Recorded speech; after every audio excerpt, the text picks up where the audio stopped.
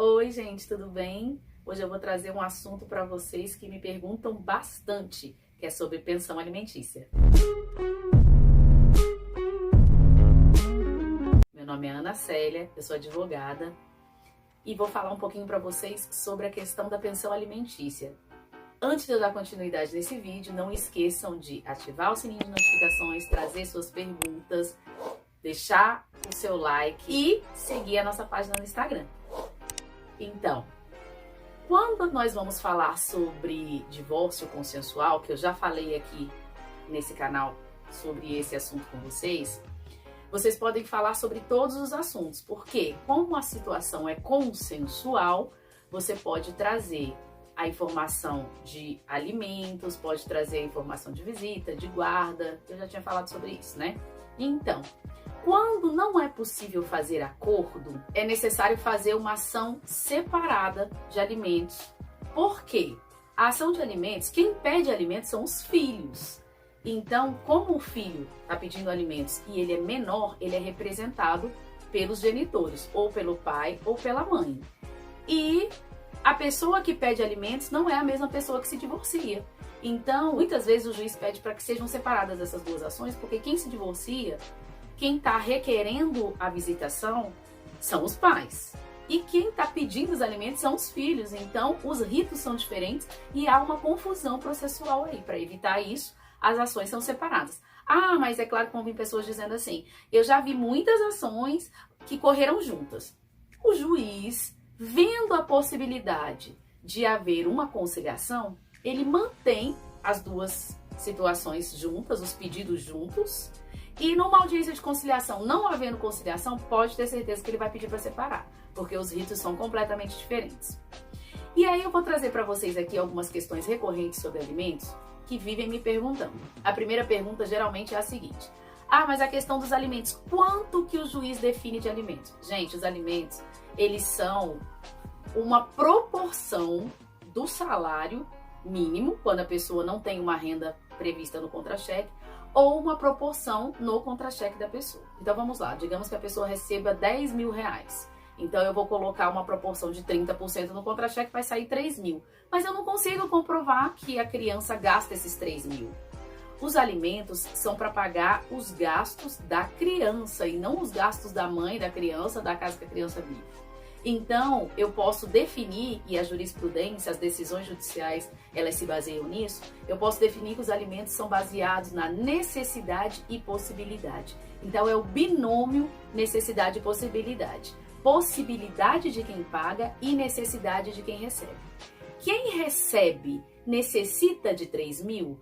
Claro, faz atividade extracurricular, faz inglês, faz natação. Hoje em dia, as crianças, né, tem tudo o que a gente naquela época tinha. Então, é um anseio dos pais dar para os filhos tudo o que eles não tiveram. O que tem que ser visto até com uma certa reserva, porque às vezes você abarrota tanto a criança com tantas atividades e ela tem pouco tempo com os pais, que é o mais importante. Mas esse é assunto para outro vídeo. Então, com relação aos gastos da criança, atividade extracurricular, escola particular, alimentação, os gastos mensais. Então vai ser feito o cálculo com base no que seria de responsabilidade do pai e da mãe.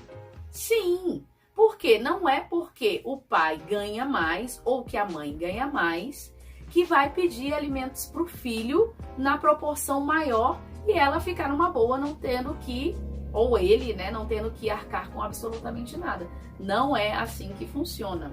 Funciona mais ou menos da seguinte forma. Quando chega numa audiência, existe uma decepção do pai e da mãe que está acostumado a ver televisão e ver aquele juiz lá na frente, inatingível, e aquelas pessoas ali em cima como se fosse uma tribuna. Na prática não é nada disso. Que merda, hein?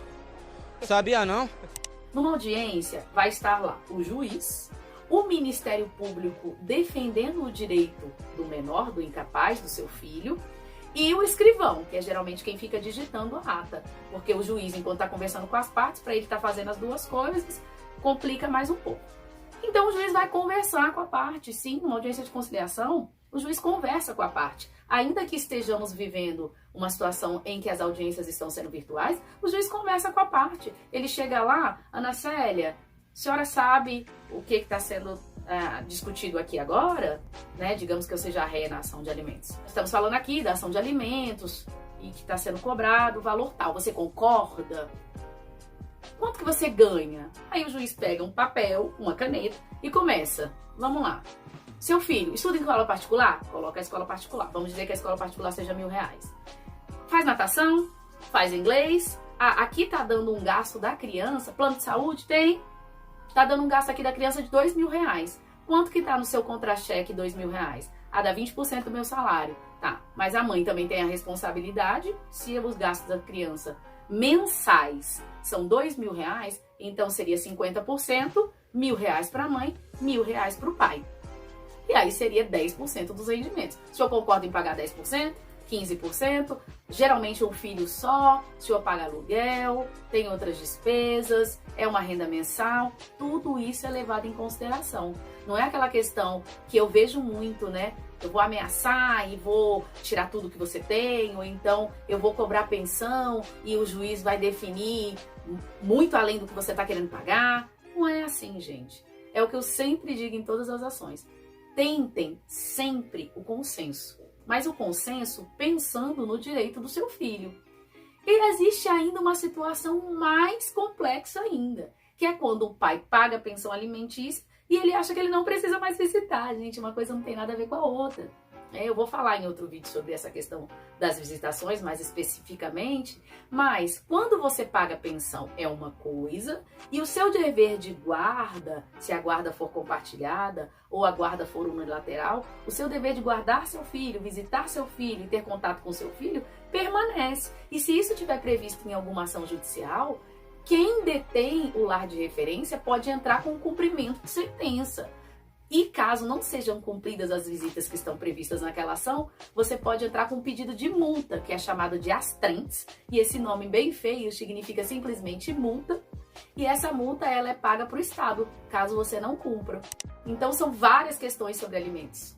Tem dúvida? Traz para cá. Não esqueça de acionar o sininho de notificações, dar o like, se inscrever lá no canal no Instagram e até o próximo vídeo.